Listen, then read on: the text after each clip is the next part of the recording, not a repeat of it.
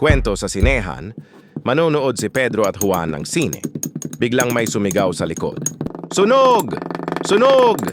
Tumayo si Pedro at dali-daling lumabas. Si Juan nanatili lang. Sabi niya, sayang tiket, pwede namang maluto kami habang nanonood. Aray ko! Kwento sa botika. Pumunta si Juan sa botika at sabi niya, ate, may gamot ba para sa tamad? Sabi ng tindera, meron po. Gusto niyo ba? Sabi ni Juan. Sige, pabili ako bukas. Napailing yung tindera. Sabi niya, confirmed, malala na sakit mo. Aray ko! Kwento. Sa karinderya, pumasok si Juan sa karinderya at umorder ng adobo. Sabi niya, ate, pakilagay po ng maraming sabaw.